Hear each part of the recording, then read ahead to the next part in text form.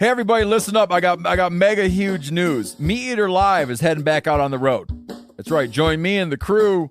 Clay Newcomb, Cal, Yanni, Spencer's going to be there. Phil the Engineer's going to be there.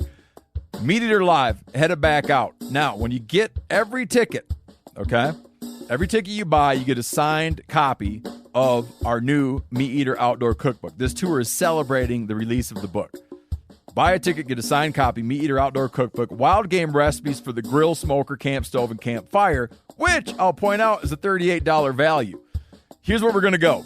April 23rd, the Mesa Arts Center in Mesa, Arizona. April 24, the Balboa Theater in San Diego. April 25, the Grove in Anaheim, California. April 27, the Crest Theater in Sacramento. April 29, the Union in Salt Lake City. April 30, the Egyptian in Boise. May 1, the Wilma Theater in Missoula. May 2, the Bing Crosby Theater in Spokane, Washington. May 4, Revolution Hall in Portland, Oregon. And May 5, the last day of the tour, Pantages Theater in Tacoma, Washington. For tickets and more information, visit the events page at themeateater.com. Hope to see you at the show. Hey, this is Tyler Jones, and you're listening to the Element Podcast.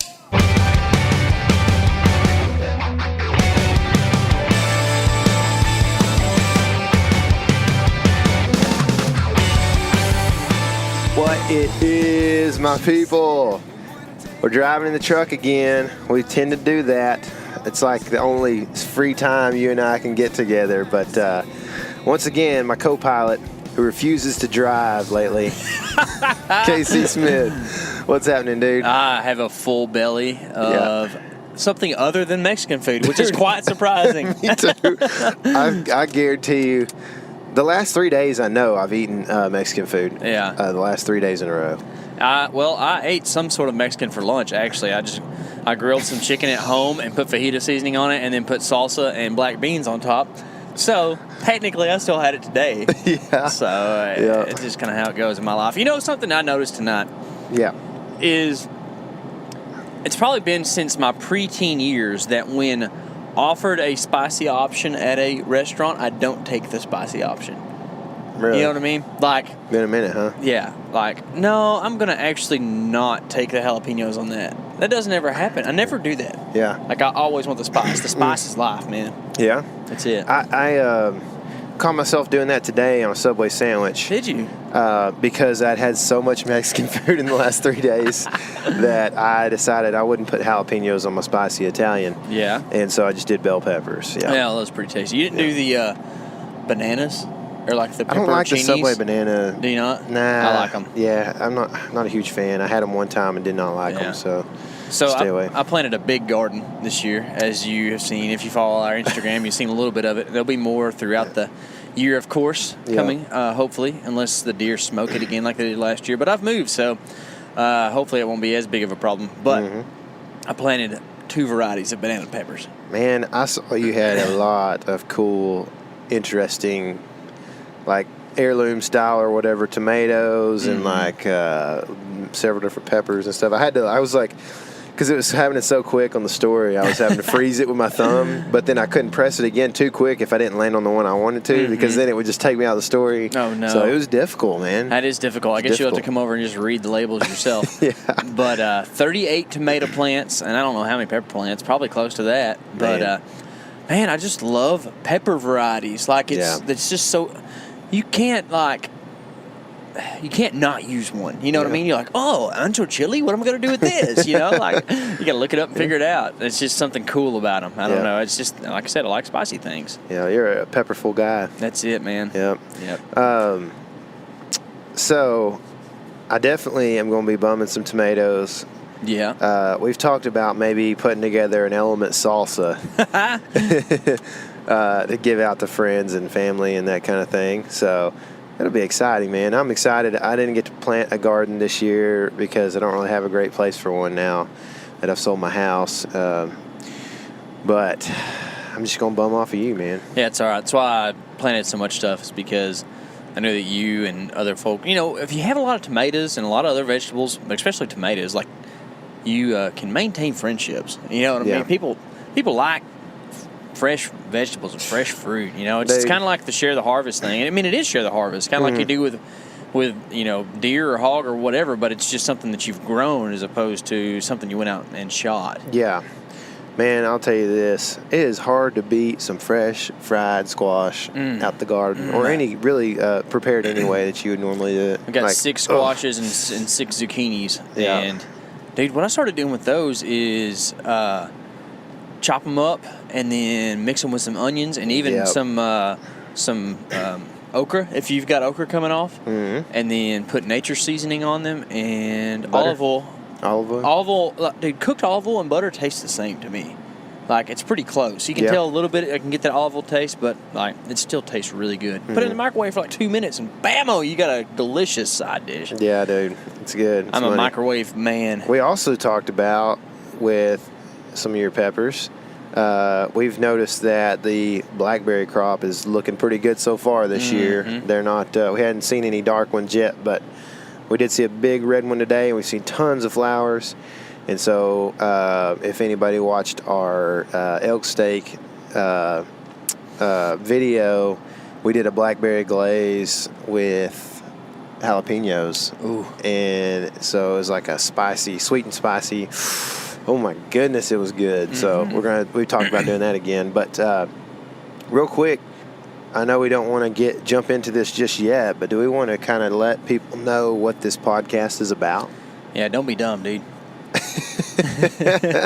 Not you, but all of us. Me. Yeah. Don't be dumb. We're going to talk about not being dumb because I've been guilty of having my moments in the past, and I do my best to learn from them. And I feel like this time of year especially is a great time for reflection because, to be honest, like I talked about this with you today, like this is as far as it gets from deer hunting for me because I know that we're closer to deer season than we were like in February. But like postseason scouting, shed season, all that stuff still happening for whitetails. Like right now, you are on the struggle bus if you're trying to find something to do whitetail oriented. Yeah. And the most we can find to do is drive around and just look at them in pastures, which is a lot of fun. Yeah, but none of them have horns at all either, too. So you're kind of exactly. So instead of like working on the physical stuff, and I think even last year, well, we'll get into that later. But instead of doing that. You can kind of prepare mentally for the next season and go over some of the stuff you've done in the past. Yeah.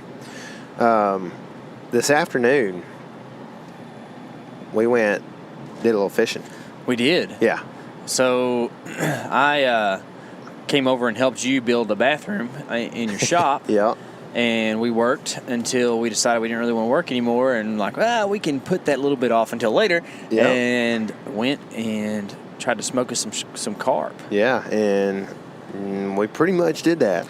If we'd have had a big old net, we'd have had a hero picture. Yeah, I know it, man. You know? What was I thinking? Yeah, it's all right. I bet I know where there's one we can use. But so Tyler and I, we talked about this today too on the way, like as we were walking off. You know that moment like when you're walking away from the deer stand or the fishing trip, you're walking back to the truck at the boat ramp, like you kind of have that moment of reflection where you're like, that was pretty cool, or I kind of liked a little bit. Like today I looked at Tyler and I said, you know what, dude, we don't have a lot of things dialed in, like crappie or bass, like we'll go and kind of have tough trips, but this carp thing, if we make a good effort, have the right flies, and it's good conditions, we pretty much can catch one. Yeah. Or a couple if have enough time, So, and it feels cool. It feels good. And part of this time of reflection might be a way to, there's something that you can probably learn from being able to dial in some aspect of your outdoor lifestyle and apply it to other things. Like how did you get to that spot where you really like where you're at? And then how do you apply that to whitetail hunting or duck hunting or squirrels in the spring or whatever it might be, Right. Yeah. Well, I think, there was a kid that actually saw us hooked up on that fish today, and we ended up breaking him off. Right at the bank. Yeah, a little loop got around Casey's finger. I thought my finger's about to pop off, and then the line broke. It was good. I went, ow! And then I realized it actually didn't hurt that bad. It was just startling. Scary. Yeah. Well, I go back to thoughts of shark fishing down at the coast, and dude, when one of the sharks goes on a run, like you can lose some limbs. I mean, we were talking about 120-pound line and 400-pound fish, but it wasn't quite that bad. Anyways, the fellow we met, the kiddo. Yeah, he was. He kind of had. He was really like excited to see the fish and everything, and it had just broke off, so we didn't have anything to really show him. But he had seen that we had a big old bend in the rod and everything, and asked KC how big it was, and so KC held his hands up about 30 inches or whatever. I mean, this is a big old fish. And the kid was like, oh, my goodness, I hadn't caught anything really big ever, whatever. And kind of held his hands up to about 14 inches or so. And Casey's like, it's pretty good, And anyway, just kind of seemed like he hadn't caught a whole lot. And, I think back to, like, you and I learned a lot from our dads. And had that, I think having that role model that can kind of teach you some stuff is important, but eventually you have to be able to take what you've learned, like you're saying, and apply it in different areas. And I think being observant has allowed us to catch carp over the last several years. Yeah. At one of our spots, I noticed that there was a lot of floating debris that these carp were kind of congregating near. And I thought, well, there's probably insects and stuff like that in there. I'm sure they're feeding on that stuff. So I tied a little beetle pattern together. And the first grass carp I could get that thing in front of, just inhaled it, broke them off real quick. But you noticed in this area that the grass carp are feeding on these reeds, and you put together a pretty cool little, like, reed imitation pattern or whatever you want to call it, / like just a tractor, The sour power. Yeah. That's what it's called. Yeah, and named it and everything, and it is working, And but my point is, like, just being observant is a huge part of, I feel like, being successful sometimes, Yeah, sure.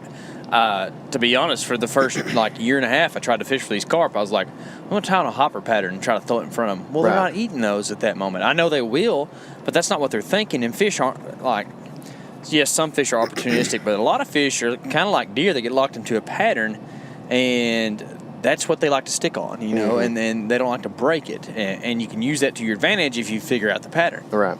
Yeah. So it was fun. I did mostly just video work tonight, but I do like doing video work, and it was just a real pretty afternoon, man. I have enjoyed this spring. I know a lot of our friends up north are tired of snow and cold temperatures and stuff, but for us it's been 60-degree temps for forever, and it's just, man. To be honest, I don't know if I can remember April where we hadn't already hit 90. Oh, yeah. That always happens. Or for at us. least 85 and humid as all get out, So, yeah, it's been nice. But, I think what we'll do is we'll move on to our main topic in this podcast. And what I'd like to do is, since KC kind of had the idea for this thing, I would like to say that it's not because I'm a little bit underprepared, but I think you're going to take the reins and the lead on this one, and I've got several ideas.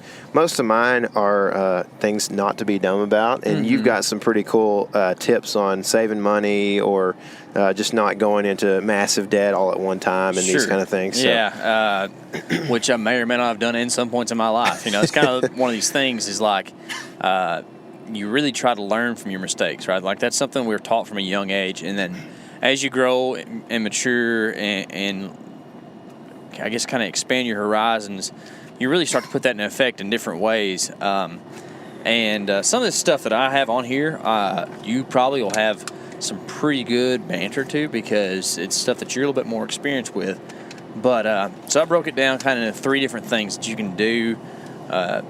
And this is going to kind of just be a mesh of don't be dumb, and also just ways to kind of save some money and not live beyond your means, right? And because we all really want to spend as much time in the woods as we can, right? Being efficient with everything we do, whether that is hunting or non-hunting, working towards it or whatever. You want to spend time in the woods, and you want it to be an enjoyable experience, right?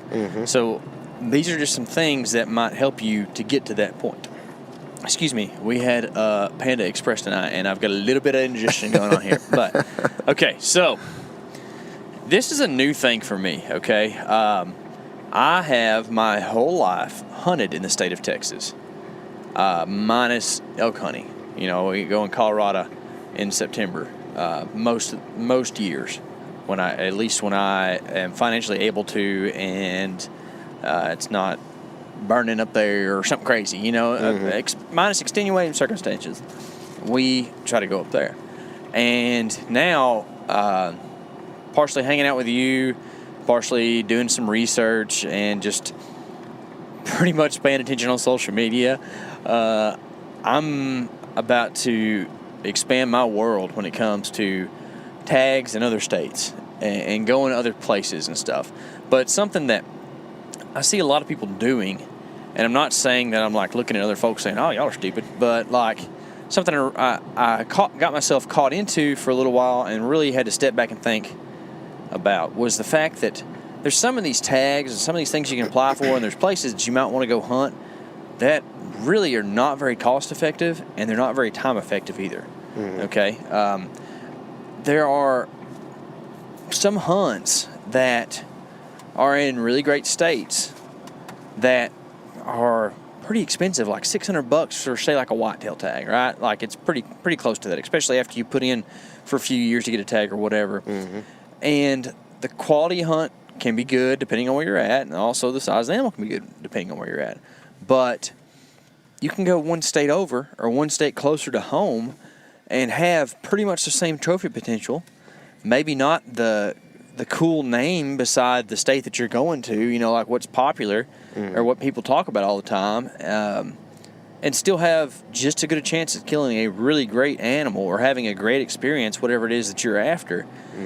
But you just pay way less for the tag. There's out-of-state tags for us available. Like I know one state in particular that wouldn't be super far, that it's like $220 for a deer license, and that gets you 5 deer. You talk about efficiency, you know, and of course you got to find a place to hunt and do all that. But if you find a place that's a little bit closer to home and it's not very expensive, and you can end up with 5 deer to eat, you know, that's doing good, as opposed to waiting 3 or 4 years to draw this tag in this other state. That you're gonna, you know, you may or may not show up there and have any clue what you're doing, and you just drove 16 hours to get there. Right. You know? Yeah, you're weighing. You know, you kind of got to like weigh out what harvests and experiences are worth to you. So, like, you know, like, are you gonna? I don't know, like, and you have to manage your expectations and something like that. I feel like, you know, like, I don't know. My example would be, you know, for you wanted to shoot a 4.5-year-old buck last year in Texas on public land. And that was doable with as much time as we spent out in the woods. It didn't happen, but we were within range of one and didn't get to pull the trigger because of the limbs and stuff. So, you know, it was doable, but you had all year to sit there and go out there anytime there was a good, you know, weather event or something like that. But, man, if you're going out of state and you got a 7-day window and that's it, you know, it may be a different story. You may take a different age class or a different size buck, you know, or whatever. And you just kind of, I feel like you got to manage your expectations correctly so that, you know, don't put in for Iowa for 4 years and think that you're going to go up there on public land and shoot a 160. Yeah. I mean, because it could happen, absolutely, and they are there. But if you shoot a 140-inch deer, you've done a pretty incredible thing. A mature buck know? on public land is a great feat no matter where you're at in the country. But something that you also have to watch out for is, like, you know, you hear all your life about how great Iowa hunting is. Well, you put in for 4 years, you end up spending, you know, what is it, like $700 once you're done, like with your 4 years worth of points? Yeah, you know, I mean, depends on what you need to go to, but if you're, I guess if you can say that, but it would be $700 over 4 years. Yeah, so exactly, and when you do that, you want to make that trip worth it. You don't want to go to Iowa and shoot, you know, a basket 2-year-old, you know, a meat buck. You don't want to do that, right? Like, that's not the point. The whole, like, you're kidding yourself if you want to go hunt Iowa and you tell yourself you're not a trophy hunter, right? Like, that's the whole reason everybody goes up there. That and just the experience of hunting a place that's so the famous. rut actually happens and stuff the rut like that. is, like, intense. November 2nd through the 15th. Like, it's just when it happens, it goes crazy. And you want to go up there for the experience of it. But, like, people go there to shoot big bucks. Yeah. And you kind of have to weigh that out a little bit. Like the whole, is it worth the distance from home to do this? Would I rather go to that state, like, for a 1 week deer hunt? Or would I rather find a place like 3 or 4 hours from home that I can spend the same amount of money doing that, maybe go once every year, once every other year, and go like 3 or 4 weekends or weekdays or whatever you have off, during the season, and spread it out more, as opposed to, like, because, man, I know a couple guys that, and not to criticize them or anything, they love what they do, and that's fine. It's just not what I want to do.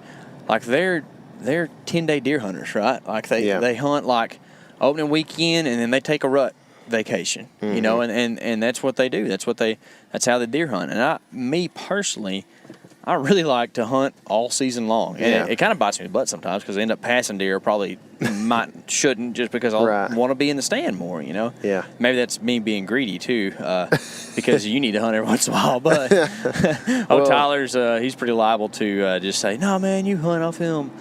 But I know what's happening. He wants to be hunting. I like filming more than you do, and it works out all right that way. Yeah. So. Well, thanks for that. Appreciate the opportunities to hold the bow.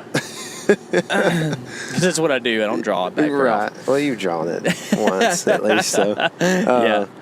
No, I'm with you. And I don't know. I may be wrong. I may be making a wrong assumption about this, maybe.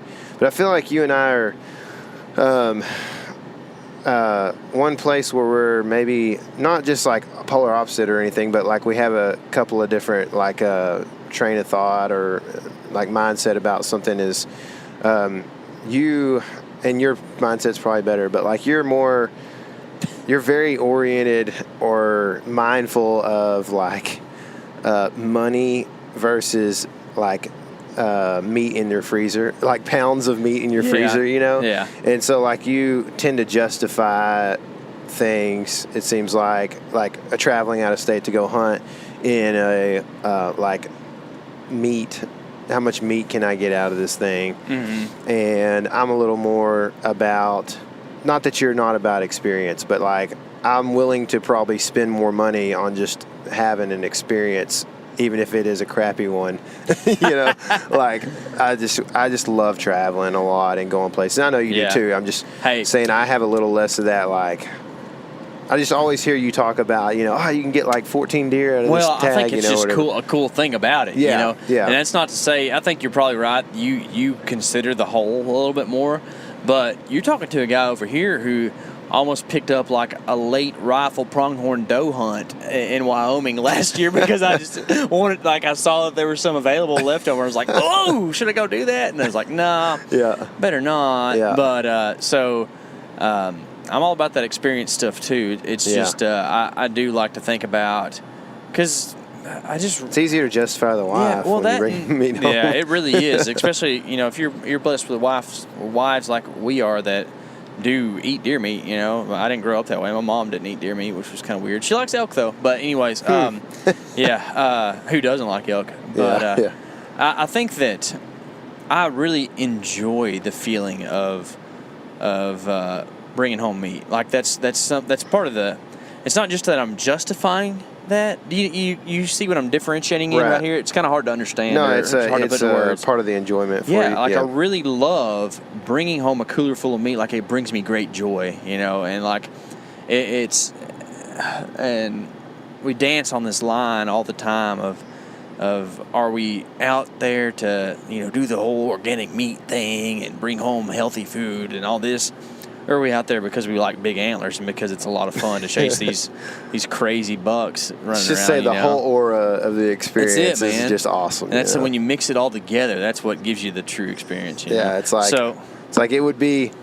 We would love to just harvest our own, organic meat or whatever, but we ain't all just going and getting cows and putting them in our pastures, Oh, yeah. But then, at the same time, like we're not just going out and killing bucks and cutting their heads off, Yeah, exactly. So it's Tell just you what, all of it put together. Side note, when we're up there hunting in Colorado, those people have grazing rights on the national forest land, and they're supposed to get them out by September, and they usually don't. Like, and you and I saw a couple cowboys with a Hereford and calf, I think, this year, kind of mess up one of our little elk hunts. But anyways, if you're like going on like day 6 of a hunt and one of them 800 or 400-pound steers rolls by, you're like, man, I bet you that tastes just as good as an elk right there.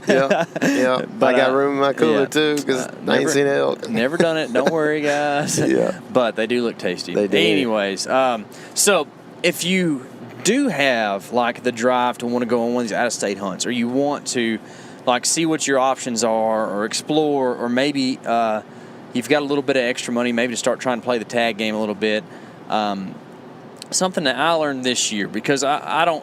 You can, I guess, get a credit card, or you can end up with a lot of your money back or whatever.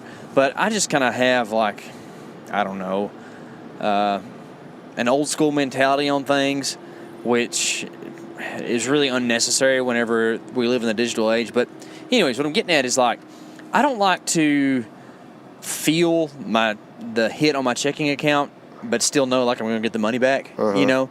So what I did this year is I looked at like a lot. I'm kicking a water bottle down here. Sorry if y'all hear that. But I looked at the hunts that I really wanted to go on. I looked at the hunts that I knew I had a chance of drawing, and the ones I actually wanted to draw, and weighed it all out. And then I looked at when the due dates were for the applications, right? So I really couldn't do some states right next to each other, because I'd end up with like $1,200 out of my checking account. But the way I worked it, I got my money back from one tag before I ever had to apply to the next tag. And I applied to like 3 or 4 different states, I guess, this year for different animals. But so for me, like, even though I kind of had, I had the funds to do it or whatever, I just don't want to put myself in a situation, or me and my family, to where our accounts are depleted and something happens or whatever. So what I'm getting at is I staggered my application strategy. Didn't apply for every state, but I built some points here and there, right? Mm-hmm. Or at least put in for a place where I thought I had a chance, or put in something where if I did draw, it'd be a glory tag and I'd love to go. I didn't put in for any tags that, like, it might be a hindrance if I drew this year. I feel like that happens to people sometimes. Like, for instance, you could draw a pretty good mule deer tag this year, and you thought about doing it, and then you're like, oh, wait, I'm probably going to draw Iowa this year. We're going to a couple of other places as well, whitetail hunting. Like, can I really stick that in there too, or should I just stall it for the next year, right? And I think you pretty much decided what. Yeah, I went preference points only. Yeah, went points on that deal. So you kind of get it too. Like, you got to stagger your tags out a little bit, and if you're a money-minded person, or you just kind of getting into the game, it's a good way to kind of try it out, kind of get your bearings straight on how it all works for, like, in the future when you really want to get after it. And that's kind of how I felt like what I did this year. Like, I kind of understand the tag game now. After doing it for a year, like, the application processes don't cause me near as much anxiety as what they did. I don't know if you remember, but the first one I did this year, I was like calling you, like, dude, what do I do here? What do I do? And you're like, dude, I don't know. I'm just, it's the last day. I just don't think I can get it done in time. I'm like, dude, pick up your phone and put in. I know you've been working your tail off. Yeah. So thanks for the motivation. Yeah, but and one thing I would say that's kind of goes along with all this that we've been talking about, as far as purchasing tags and spending the money and trying to make the most out of the tags that you buy, and getting the most out of a state application and this and that, is when you do kill something, cook it and eat it. You know what I'm saying? Yeah.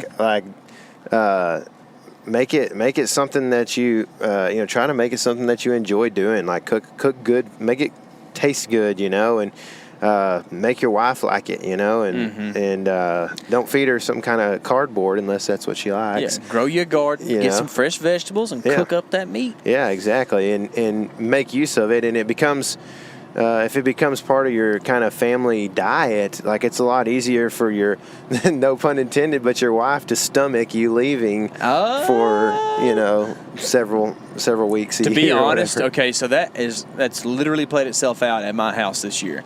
Because I didn't bring home an elk like we had our whole first year of marriage. Mm-hmm. My wife's like, man, I miss that elk. Like, we're just eating whitetail, and it's good. Yeah. But she can tell the difference, and I don't mind either way. I like whitetail too, but I will say elk is better. And, like, she's like, I'm ready for you to go bring home another elk. I'm like, yes, it's worked. How much do you want me to spend? Yeah, I know. I mean, babe, those ones, in Arizona are way bigger. But no, that's true, man. Whenever you make, you put all this effort into harvesting these animals, and then if you just fry them up or turn them into jerky, yeah, it's good stuff, but. You run the risk of losing a little bit of appreciation from individuals who don't quite get it. For sure. For sure. But anyways, that's kind of was a ramble. We got to talking about food somehow or another. But I guess kind of my last thing on the tag stuff, and this is something you can do whether you're drawing tags or you're just going on a hunt that might be over the counter. Like Tyler and I's situation is a little bit different because we kind of like to have a cameraman and a hunter on some of the hunts we go on, and do a vice versa kind of thing. But if you're a guy who doesn't really care that much about getting your stuff on film, or you don't have a cameraman, or a guy who, two of you want to hunt, if you group app or kind of keep your points in line and go on these out-of-state trips together, it makes it so much more fun because, man, it's cool to share great experiences with great friends. And B, it actually makes things a whole lot more cost-effective. I mean, you think about traveling, like what we do to Colorado, you're traveling 20, 22 hours, something like that. And this year, we took 4 of us up there. Mm-hmm. And, there's 2 vehicles still, but we saved on gas. And then we saved on, this guy's got the big tent, and these guys have got the cooking stuff. And you can do all this stuff, and it builds your experience, and it makes things so much more fun and enjoyable. But, too, it really does save you quite a bit of money. Mm. Well, you also think about, Matt hurt his knee. Mm-hmm. Well, if it was just him and Brennan, it'd be trouble getting that thing out of that canyon, no kidding. Yeah, we had to go at midnight on a midnight run after some meat after Brendan decided to talk to people for about 3 hours. Dude, I was not happy with everything that happened that night. Oh. I was like, man, we could be in bed. We didn't get in bed till 2:18 or something that morning. But dude, it's one of those things where I'm glad we were all there in that moment because sitting out there, it's kind of a night like tonight where it's real quiet, but there's so many more stars. It was the darkest I've ever experienced. Cool. The darkest night I've ever experienced. Yeah, but the stars were super bright at the same time. It was like. But I mean, like, I'm not kidding you. When we sat down, obviously, like you said, the stars were super bright. But when I put my hand, I literally could not see my hand in front of my face. Oh, yeah. It's cool, It was that dark. Yeah. You get out in the wild, and it's that way. And then, it's 1 a.m., you're dead dog tired, you're packing out a giant elk that your buddy shot. And you're like kind of halfway ticked at him, and you're kind of halfway super pumped for him, and you got 80 pounds of meat on your back, and you just like fall down, and you're like a turtle flipped upside down with this meat on your back, and you're looking up at the stars. Like, that's a good time. And you don't get to enjoy that when you go by yourself or, just kind of like see dudes at camp or whatever. Yeah, we've kind of talked about that, man. Like the solo hunt, man, kudos to you who can do it, pull it off and get by and do it. That's the man of man things to do, but like, I don't know, this is just not really my cup of tea, and you didn't really think so either, No, I mean, I like a good afternoon sit whitetailing by myself, like it's fun. Sometimes it's a good time for me to pray, a good time for me to reflect on stuff that's going on in my life or whatever, and, work on your relationship with God, but then at the same time, like, dude, you and I have a blast in the stand together. Oh, dude. We'd be laughing. Scaring deer. That's all we do, I think. Dude, I guarantee you we've scared more than we know. Probably so. Probably so. So I don't know if I've ever told this story on the podcast. And it might not be that funny to everybody else, but I thought it was hilarious. We were in there hunting teenager one morning in one of our many unsuccessful attempts. And Tyler had shot a coyote.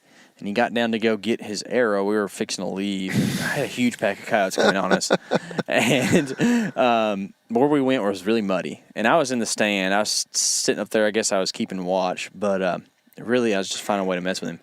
And he goes down to get his arrow, and he's like bending over, and he's just cracking it up. I mean, just straight up Plumber City, just butt crack hanging out. And I'm like, hey, man, you make me sound like a big old fat dude. Nah, we were eating way too much Dairy Queen back in deer season. Yeah. But I was like, I'm going to make him pay for this. So I reached down at my boot, and I make me a marble of mud. You know, like when you're a little kid, you roll it in your hand, you're like, I'm an Indian, you know, like you're making a marble. And I guarantee you're 12 or 15 yards away. And I just go straight up like free throw style and just like perfect form. And this thing goes right in the crack. I mean, money shot. Like it was just like straight up perfect. Yeah. You thought it was a lot funnier than I did. I was about to fall out of the trees then. Tyler really wasn't that happy about it. But I didn't care that much, but I was just like, it was mud in my booty hole. Yeah, you know, like, and I made it first shot. I mean, first time. It's not like I threw another clay ball and nobody knew. Like, I promise you guys, first time. But stuff like that's what you get to experience when you hunt another guy. Yeah, so, for sure. Don't be the guy who gets down out of the stand and shows a crack because you might not like it as much. That's right. Crack kills. Yeah. Anyways, so yep. That's kind of my take on tags and things to do where you can, save a little money and save yourself some stress, really, because trying to balance like adventures and hunting and stuff with being a family man and being mindful of your budget and not trying to, I don't ever want my hunting to be something that like affects our life, except in a good way. I don't want it to be like something we're like, well, crap, we don't have money to, buy this part for the car because I bought a bow this year or whatever. You know what I mean? So that's kind of how I take that. Anything else you want to add to the tags part? Man, I don't think I really have any other tags things. Yeah. Nope. Well, so there is in this world of hunting that we live in a bottomless pit. Mm-hmm. Do you know what that bottomless pit is? Besides Instagram, I would think gear. Yeah. Gear is a bottomless, dark pit of anguish and despair for some folks. Yep. I love gear. Mm-hmm. I love it too much. In the past, I've been guilty of going to outdoor retail stores and just throwing junk in my basket that I didn't need or want or ever use. I guarantee you there are some old Realtree button-up shirts, like cotton ones, at my house that have never been worn because they were on sale. I was like, I need that. That's a $12 shirt. Who can pass up a $12 shirt? I may have told this story before on the podcast, but when I was in college, I used to go and, I was on basically you get paid to play football. Mm-hmm. You get a stipend check. Contrary to maybe popular belief, but in Highland Park, your stipend check didn't go that far. Standard of living's pretty high there. Yeah, and so anyway, I'd go to Bass Pro like on a Wednesday night or whatever, in the spring, and I'd have to carry something around, find something like I needed. I didn't just want it. I carried it around for about 30 minutes and look around at all the mounts and stuff, and I'd get up there by the registers and be like, Dad, this thing's $11.99. And I would walk back and put it back. I did that so many times on cheap things, like less than $15. I'm glad we're not living in the college days anymore. Me too. That's I still kind of act like it sometimes. Yeah. That mentality is hard to break out of, and that might be part of the reason why I kind of go all scorched earth on this gear stuff. But I do see other people, and I've been guilty of it too, just throwing money away or throwing money at things that don't really matter, that just are frivolous, when they could be putting that money towards tags or trips or gas money or experiences. Things. And quite honestly, this is something I've learned from you because you're good at this stuff and you've talked to me about this before. And I still like my stuff. I like to buy gear. I like fancy trinkets, right? But whenever you put that money in experience, you remember so much more about it, right? Mm-hmm. So, and it started with fly fishing stuff, really. I think how you you've talked about how like you use some pretty cheap gear. Which the last 2 times we've gone, I've been severely underprepared. And that's just because I haven't re-upped any of my needs, or whatever. But yeah, you've saved me because you have extra stuff. Well, yeah, but that's kind of like the smaller stuff. But like we're talking about like your rods and reels, right. Like the cheaper ones work, until you start talking about really big fish. But we haven't targeted like any tuna or anything on fly gear or tarpon, so it doesn't really matter. And the cheap stuff catches fish, right? Like you've been to Rocky Mountain National Park a couple times and caught fish. Oh yeah, right? Yeah, cool thing to do, right? Yeah. What? So did you need a $800 rod to do it? I mean, I could have caught them on my half weight probably and brought them in, and I was using a 4-weight. So I mean, I wasn't casting far. I wasn't. I mean, I could have, but I mean, there's fish right in front of me. I'd just be throwing over them, Yeah. I mean, and the same thing kinda can apply to your hunting stuff. Like we're talking about like bows, especially. All right. There's people. I've never been like this too much. I'm seriously debating getting a new bow this year, but I haven't made the choice yet to do it. I haven't talked to my wife yet about it either. I think she's cool with it, but anyways. There's some people that, man, every new bow, every flagship that comes out, they got to have it. Yeah. And it's kind of like cars, I guess, where, like, if you get rid of your one you have fast enough, it's still worth some money. So maybe it works out for them. But I just can't see. I always felt like you got upside down on your cars pretty quick. Yeah, I think Which I don't know how quick that actually happens, but yeah. Yeah, I think that it sooner or later it's going to catch up with you, right? Yeah. Like, you're going to lose some money on the deal. And, I like the familiarity I have with my bow. I like the nostalgia. Like I know how the grip works. Like I've got a wooden grip on my old Matthews. Me too. I love it, man. Me too. And mine is missing a little chunk out of it, and I just know where that's at. I know what it feels like, And it's just so cool. And don't get me wrong. We both shoot bows that are 10 years old. About that, I think mine's like 8, but mine's somewhere a over 10, 11 or something like that. Touch older than mine, but.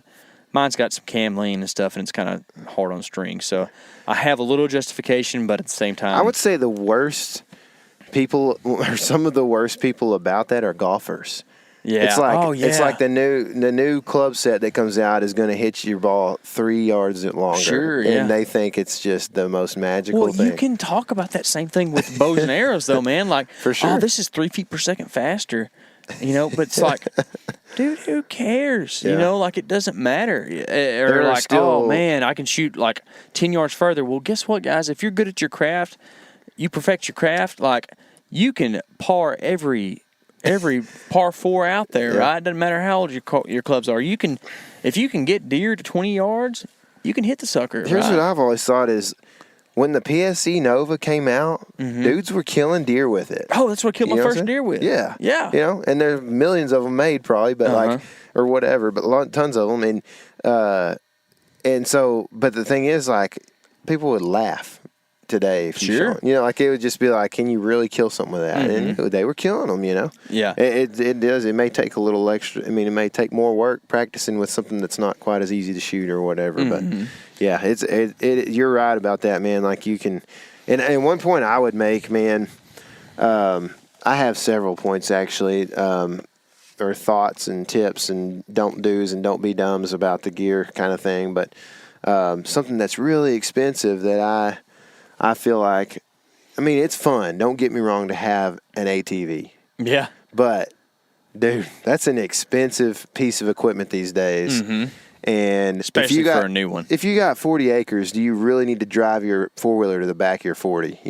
Can you not walk? 4-wheeler?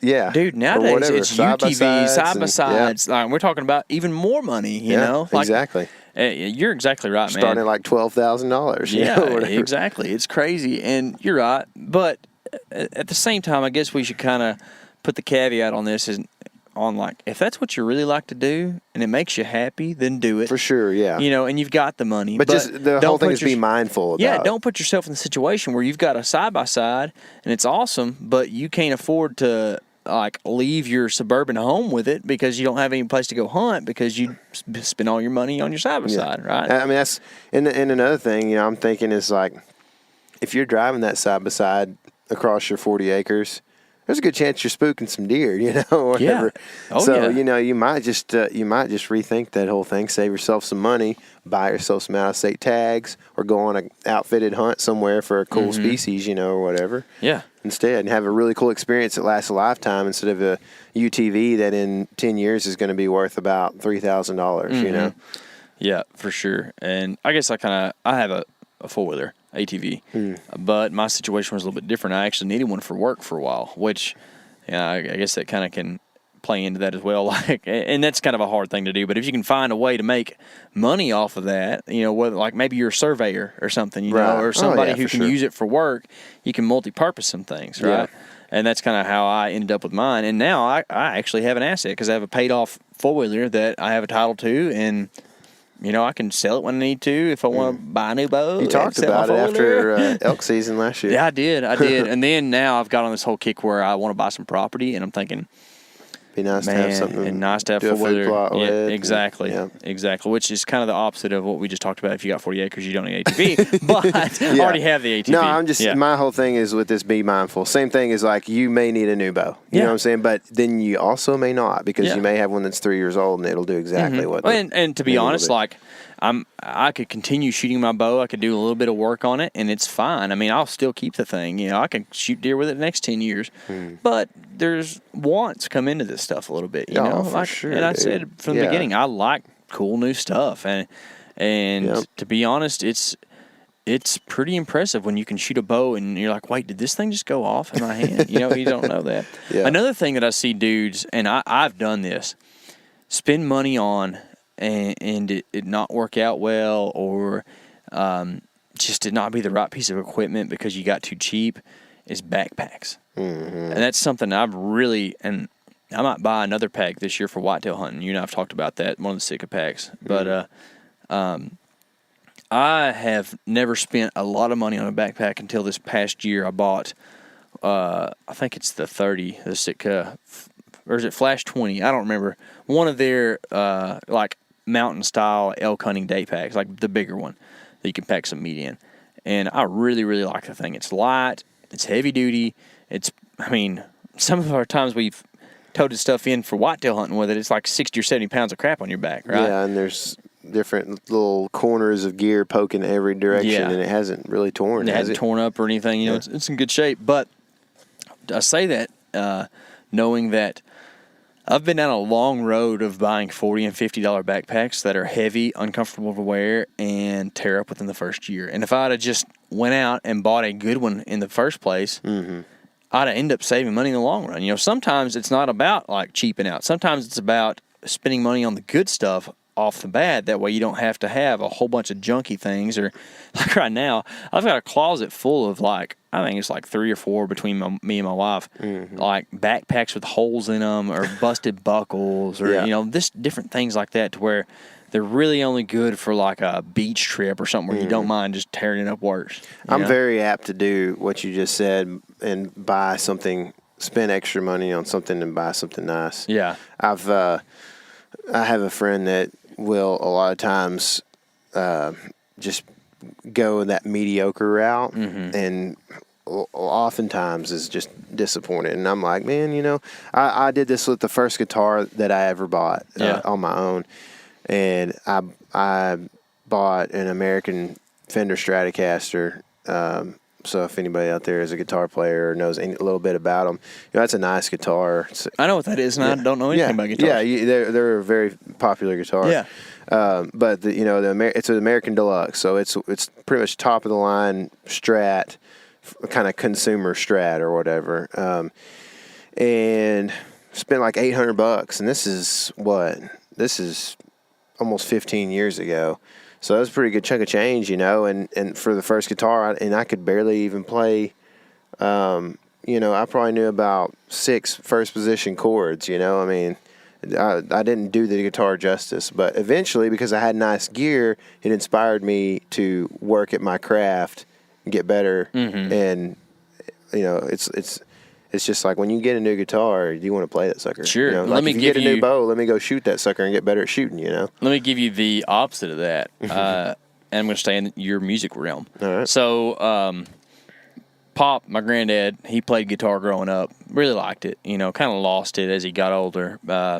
But he wanted me when I was young to learn how to play guitar too.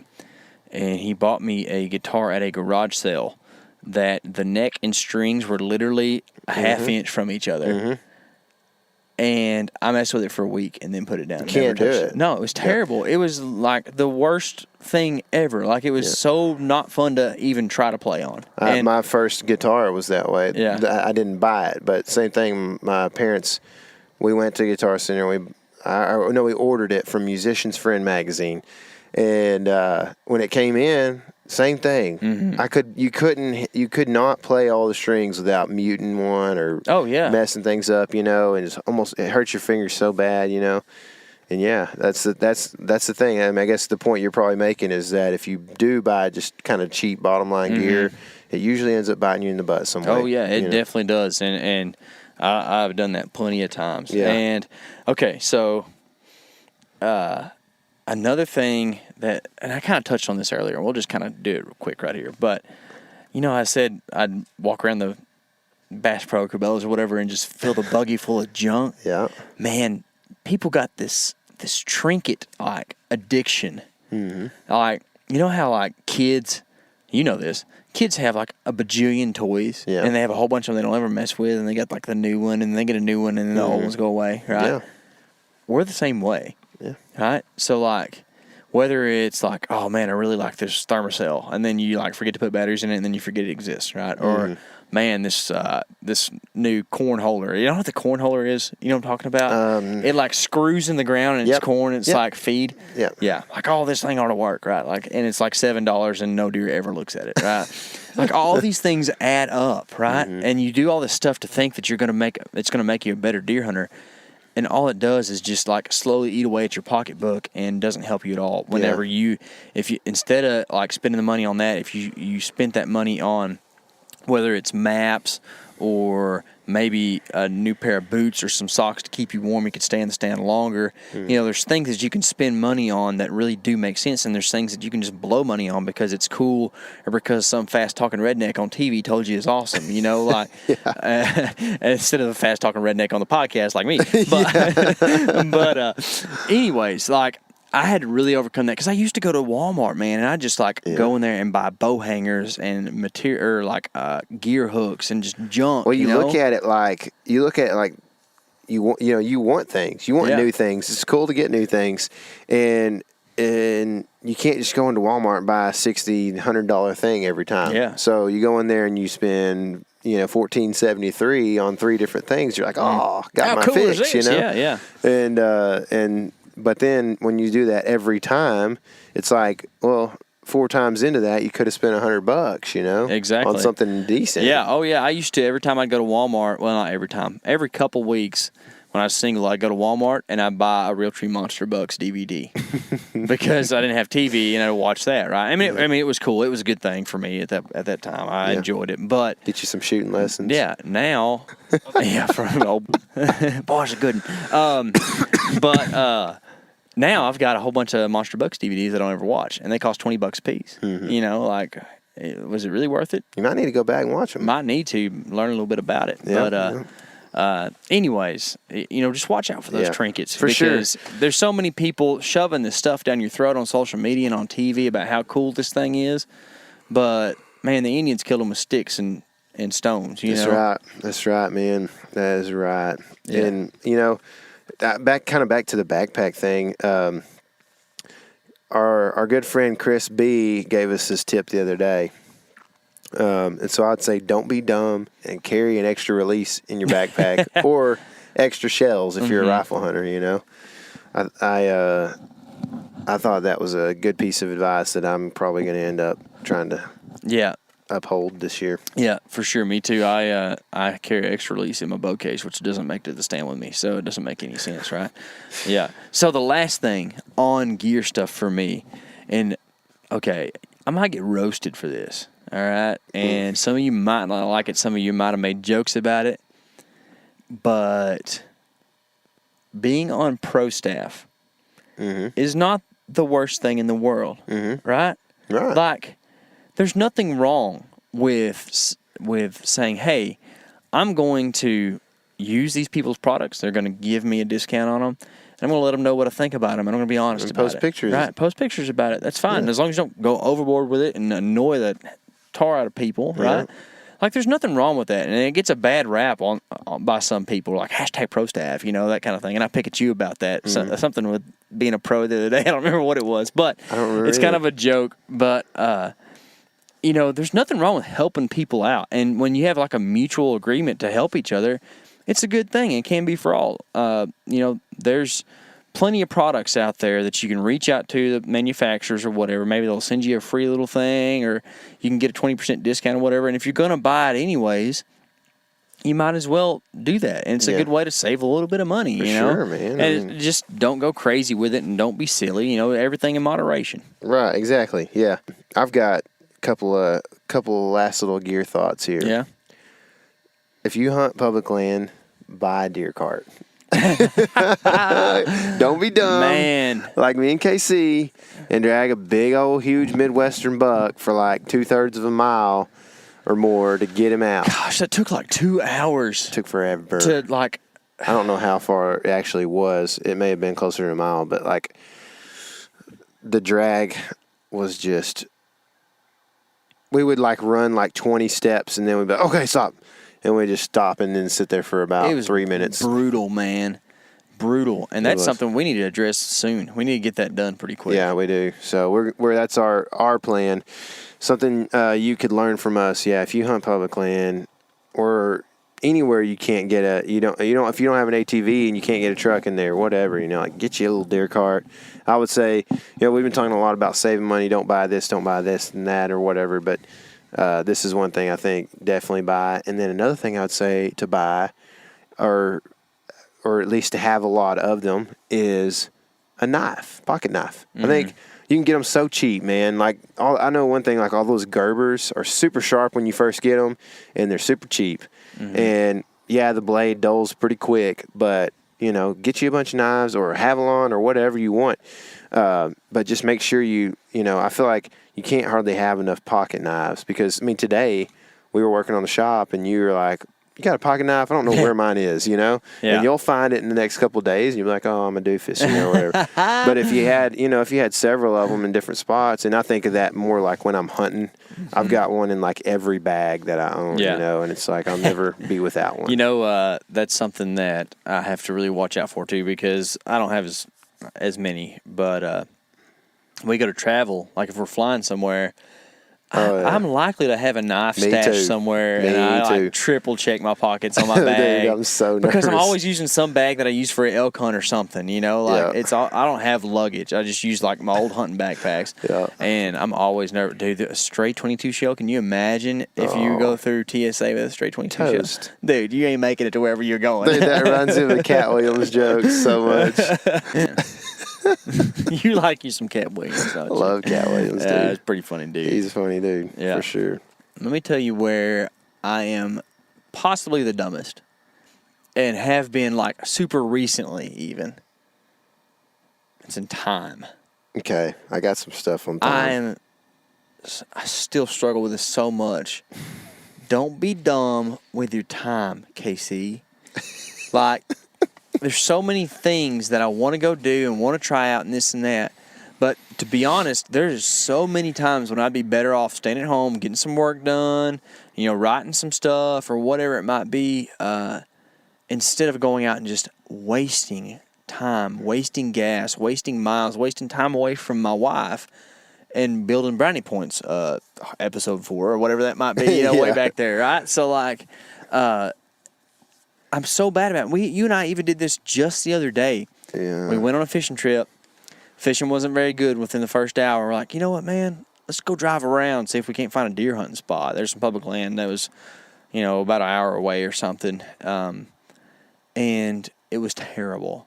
And we kind of it's like we knew that we probably would never hunt this spot. Yeah. Because there's places closer that are very much the same, Yeah, and we're going to talk more about that in a second, or at least I am. You go ahead. Go if you... Yeah, I was just saying we just kind of knew going into it we probably wouldn't hunt here, and so it just ended up being a just more wasted time, kind of. Yeah, exactly. So one of the things I've written down is like proximity to home. Whenever you're going to spend time on like scouting a place or hunting, even like considering hunting a place, like we did it last year, turkey hunting some. Like you end up driving a long way from home for a hope and a prayer when you could have just stayed at home, done something different that you're good at and had a great experience, right? Or instead of like scouting out this place that you'll probably never make it to, hey, don't take that trip. Just stay close to the house. Do something productive, right? But at the same time, if you never explore, you never push your boundaries, you never like expand your horizons, you'll never find cool new things to do, right? For sure. So you have to weigh those options. Yeah. It's like you were saying, you and I the other day, like we had a pretty good idea that there weren't going to be many things that like changed our mind about that area. You know, but we just kept pushing. We have this thing where we want to salvage every trip. We want to make every trip like worth the while. And sometimes you're better off just to cut your losses. And You gotta know when to hold That's 'em, right. Kenny Rogers. know when to fold 'em. Yeah. But it's for real, right? Yeah. I mean, like we talked about that day. Like we just tried to salvage our trip and ended up just on a bunch of dead-end roads and not knowing where we were half the time. Yeah. And not seeing anything but maybe somebody illegally baiting a road. Very possibly somebody illegally baiting. I mean, and I think there's definitely a month that you don't sit all-day sits in Texas for deer. And that month starts with an O. Yeah. Like, oh no, don't be dumb. Octubre in Spanish, right? Yeah. We did that this past year, man. Yeah. I don't know. We could have killed a deer and changed our whole mindset about this thing, but I think, I would say kind of just to go along with what you're saying, you know, October, may try to jump in on an afternoon hunt early on, just get your fix a little bit and just try your best to kind of really wait for like a good cold front, maybe at least midway through the month before you spend too much time out there burning brownie points. And, you know, I mean, guarantee you have much better served if you just wait a couple weeks to use those brownie points. We're always so antsy, though. It's what we do. I mean, you and I put trail cameras out last year at the end of June, I think, right? But, I mean, that paid off somewhat. We sweated our tails off, but, you know, we got cool pictures of deer. But I don't know if those June trail cam pictures really helped us do much. They probably hurt us. You know. But made us stick around a few places. But one of the things I had written down that really applies to that kind of October hunting and then can go even into like what we talked about earlier with tags is the idea of experience hunting versus harvest hunting and like what's important to you.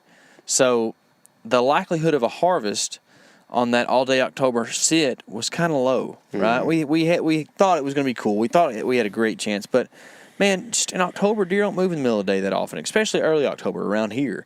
You know, if you're in the Midwest, maybe it's different. But so we knew that, like, or at least in our subconscious, we should have known that there's a chance we're not going to see anything or not going to have a great hunt. And then the experience of sitting in a stand all day long in early October and not seeing jack, there's no rut activity at all to speak of, like, the experience wasn't great either. No. You know, like you and I kind of laughed a lot in the stand, and by the end of the day, we're like, oh, this is terrible. Let's just talk. Like 2 p.m., you're just like, I can't do this anymore. Yeah, and then you lose your focus, and you're not a good hunter anymore, and who knows if you scared something off or if something came in you didn't even see, right? But, like, neither the harvest success or experience success was there, so that made for a terrible hunt. Now, there's some hunts you can do that might not be the greatest experience. Like, for instance, I'm probably going to put a feeder in my backyard this year.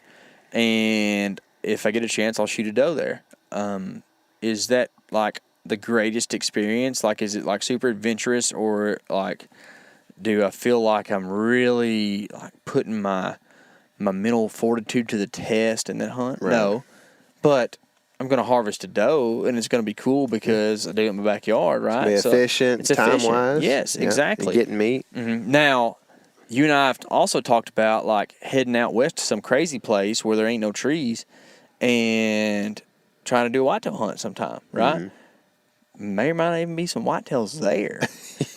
But it's going to be a lot of fun. The experience is going to be like no other, right? And seeing new stuff, seeing new places, seeing new different types of, from the smallest flower to like whatever you might run up on out there rodent wise or snakes or whatever. Oh, you ain't gonna like that. But just, the experience factor, the adventure factor is super high. Yeah. So it makes that kind of hunt worth it too. And you need to just don't be dumb and make sure you're striving for one of those or the other. Yeah. And not just wasting time on a hunt that's not going to produce either. Right.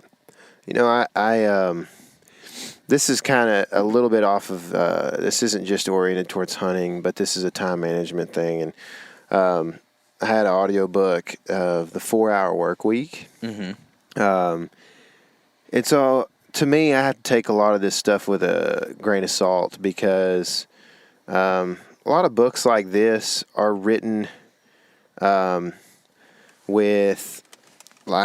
written by guys who have figured out how to make a lot of money and be very time efficient and this and that. And so like everything they do or think about is just oriented towards how can business be best. Mm-hmm. And sometimes, like I mentioned before, people are more important than business and they're more important than other things. Your family is important.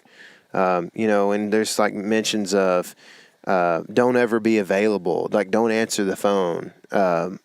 Always take a message and you can call people back, and don't answer people that are habitual time wasters in your life and this and that. And I'm like, I got some friends that can definitely chat it up on the phone and maybe not really say anything. And yeah, I'm busy at the time. But, I mean, what kind of friend are you if you're just always ignoring their phone call, Mm-hmm. And just, I don't know. Some things that rub me wrong. So, like, if you do listen to those types of books, make sure you're not just thinking that this is the Bible and you should listen to every single word of it, Mm-hmm. Yeah. But I did take some good things away from it. And one thing is grouping tasks. And so this would be an example. This would be emails or phone calls or meetings or that kind of thing. So like instead of checking your email every hour and a half throughout the day, all day, every week, say I'm going to check my emails all at noon every day. Mm-hmm. Or noon and 6 p.m. And then don't worry about it the rest of the day. Or in this case, you eventually wean your way down to, I'm going to check my emails once a week. And he was like, you'd be surprised at how like you think the world's going to blow up when you don't do that, but then it really doesn't. And nothing, you didn't miss out on anything. And when you get your business going that well, yeah, things are going to wait on you for sure. But like, I just think that I've kind of taken that to, I've taken the whole time management into, my thoughts lately. Like I'm trying to sell one of my cameras on Facebook Marketplace, and I can tell pretty quickly usually if somebody's actually interested in, or if they just want to know the specs and what I think about the camera. You know what I'm saying? Yeah. And so like, I'm not going to give those people the 30 seconds out of my life. You know what I'm saying? I mean, just not. I don't know you, and I've got, kids and a wife and lots of good friends that I would rather spend that 30 seconds talking to or texting or whatever. And so, I'm always been conscious about that a lot lately. Trying to, if you have a business that uses social media, group your social media posts, try to do all of them for a week or at least 3 days ahead, and schedule them all out and do them all in an hour's time one morning on Monday morning, and then you're good for the week and don't worry about it again, So anyway, grouping that stuff, grouping different things and phone calls and emails and that kind of thing, I feel like can free up your time so that A, you're less stressed, and B, you're just organized enough that like, okay, well, I did all this already for the week. Now I'm just going to go hunting, or whatever. Yeah.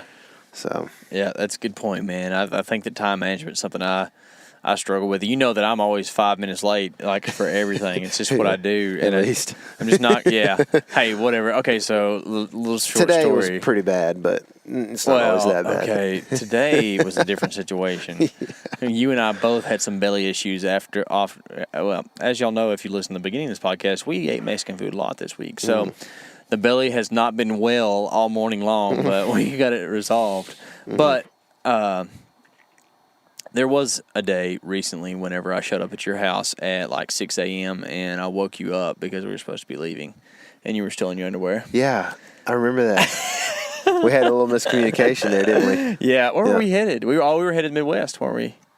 Midwest. Weren't we going to go do our little loop? I think we were. Yeah. Yeah. I think that's right. Went and did our trail camera pull and stuff. But anyways, yeah, time management, I think, man, that's a key. And to be honest, like, if you're prompt on things, like, it shows respect and it shows that you care to a lot of people. So I hope you don't think I don't care, because I do. It's just No, dude, you're not the first person in my life that has time management issues sometimes. Well, to be honest, I usually go to your place. So technically I'm like 30 minutes short. Yeah. I just always move in, like, I move.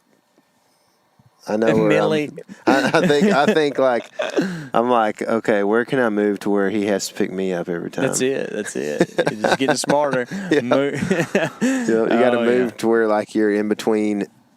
I'm trying to move to where I'm in between KC and where we always go hunting or fishing. Okay, so I have a few more dumb things. Don't be dumb things. And these are just kind of like, these don't really fit into a great category probably. But first thing I would say is, don't be dumb. Don't take up fly fishing. Do live bait and eat what you catch. Oh, man. Because like we talked about earlier, you can spend some money in fly fishing. And B, it's one of the least efficient ways of catching fish probably. I guess, or it's a lot less efficient than catching fish on live bait. Unless you're carp fishing. Unless you're carp fishing, yeah. Yeah. But not many people eating carp out there. That's right. That's right. But yeah, eat what you catch too, and that's another one of those kind of bonus things for your wife, So if she likes fish and you're bringing home fish, it makes your fishing trips a lot more. Don't take up fly fishing, or you'll like constantly want to be going somewhere during the hot summer months. That's super awesome. Yeah. But it gives me a good excuse to cool down when it's 110 here. I said that kind of tongue in cheek. You probably should take up fly fishing if you haven't tried it, but for sure. Yeah. Yeah. No, but I think don't be afraid to do the live bait thing. You can actually bring home some fish sometimes. One thing that I would say, just as a quick tip also, is don't be dumb and leave your arrow in your case bloody for like 6 months after you shoot a deer. Just go ahead and clean it up real quickly after. It's way easier. Yeah. Okay. Let's see what else I got. Oh, yeah. Don't be dumb. Turn around if a wall gets dangerous to climb, i.e. the Black Canyon. That's true. Go back and find the trail. Man, we should have went back. It's all right. We lived, but we barely, dude. Didn't get any footage on the way out of the canyon because we were too scared to get out of the camera. I'm telling you right now, I don't know if it's the difference in the way our bodies are shaped, and like I'm just more spread out. It was not quite. I know you like had a tough time, but like it was not even. It looked way easier when you were doing it. Yeah, going up some of these things. I was having a tough time getting up this thing. I literally, I thought, I was scared. We've talked about this. I was legitimately scared. I thought, I am about to slip, and I will not stop for 200 feet. There was about a 10-yard stretch there where I felt that too. Yeah. It was straight up It was scary. that time where we were kind of like out there on that like kind of point, Yeah. And it's like we had to straddle this ridge. Slick face. Yeah. But at the same time, there was like gravel underneath your feet. Mm-hmm. So you constantly were like balancing your weight on all fours. That way you wouldn't slip, because if you put too much weight on one spot, that spot was going to slip. Mm-hmm. But at the same time, you're supposed to move while that's happening. Yeah. Oh, it was nuts. That was dumb. We should have just, when we got off, we should have just, instead of being lazy, taken back down, 100 feet or whatever and found the trail again and gone up. Would have been much easier. We would have ended up using less energy in the end. I'm tired just thinking about that right now. I'm not kidding. Yeah. My goodness. So back ton on the lightning round here. Don't be dumb. Shoot your arrows at different spots on the target. Don't break them, Mr. Robin.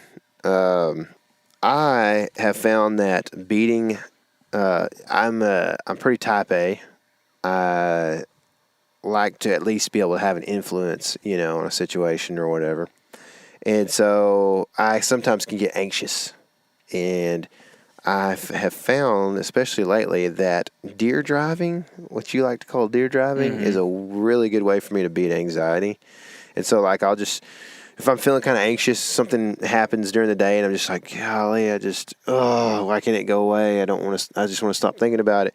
Get in my truck, go looking for deer, and dream about, like, properties, you know? Which gives me anxiety all over again in the circle of life. Yeah. No, I just when I get my mind off of it, I'm like, man, I wish I could have that, but it usually rids me of the anxiety that, is a different situation. Sure. It's kind of out of my hands or whatever. So anyway, I've got one more tip about getting rid of anxiety, but you'll have to hit me up in a DM or message on social media to get that one. So it's a secret tip, but all right. Anyway, will I have to hit you up, or you tell me after this? I'll tell you after this. Okay, good. Yeah, I'm glad to hear that. So, thanks for sticking with us to the Don't Be Dumb stuff. I'm sure that if you follow us on any social media stuff, we'll have plenty more of these throughout the years of our lives, because I continually make mistakes, and I'm so glad that I have people in my life who forgive me for such mistakes, and then I haven't made enough mistakes to get myself hurt in the woods, because a lot of times I am dumb. So don't be dumb and just climb trees because you don't need to, because I do that a lot. It's something I need to work on. But you are a tree climber, man. Yeah. Anyways, thanks for listening to us, guys, and I just want to leave you with something with this. I was reminded of this a lot this week, especially with or in light of the whole NRA and Yeti situation that unfolded earlier this week. Like, it's so strange to see two, I guess, organizations / companies, whatever you want to call it, who kind of stand for the same stuff, to kind of just like go at each other. And I kind of think it's a little bit one-sided. I think the NRA was a little bit of a jerk on some of this stuff. And I'm a supporter of some of the things they do. And of course, Second Amendment rights, it's kind of part of what we do, right? But just be kind. Yeah. And this is just crazy to me that, like, people put kindness aside so that they can have what they think is success. And I just don't get it. Yeah. I don't understand it, man. Like, kindness is one of the easiest things to have, easiest things to show other people. And that's what we're supposed to do as humans. It's what Christ has intended for us. Like, we need to be kind to each other, and you just make the world a better place. Yeah, I've had this conversation with you a bit about music. It's just inside of us to kind of be mean sometimes. Yeah, it's what you sometimes call human nature, right? Human nature, exactly. And what is the mark of being a good human, I think, is being able to overcome that. Yeah, and know, like, the steps it takes to have good qualities and good character, and act upon those, as opposed to just acting out of raw emotion or temptation. Yeah, And okay, so I just want to expand upon this just a touch. So if you are a hunter or fisherman and you're listening to this podcast, we give a lot of, like, tips and tactical information, and try to have guys on that know what they're talking about so you can learn from them. So you're obviously trying to learn to be a better hunter or better fisherman. You want to be successful. You're going to try to put in whatever hard work and discipline it takes to get it done. You're going to sit in that tree stand and freeze your butt off all day if you have to, kind of thing, So why not put in hard work and discipline to just become a better person? Yeah. You know what I'm saying? It should go hand in hand with the types that we are, Anyway, yeah. I agree with you, man. Let's all try to get along a little better this week, man. See if we can make there's what, like 11 million hunters. If we all tried to stand up and be good people to each other and be kind to each other, we could make a difference in the world. You know? No kidding. Or at least here in the U.S., and maybe that would spill over and people would stop, going around doing crazy things to each other. So anyway, God bless you guys. Thanks for listening. We'll talk to you next week. Hopefully we'll have some really cool guests on soon. We plan on it. So we'll see you soon. And remember, this is your element. Living it.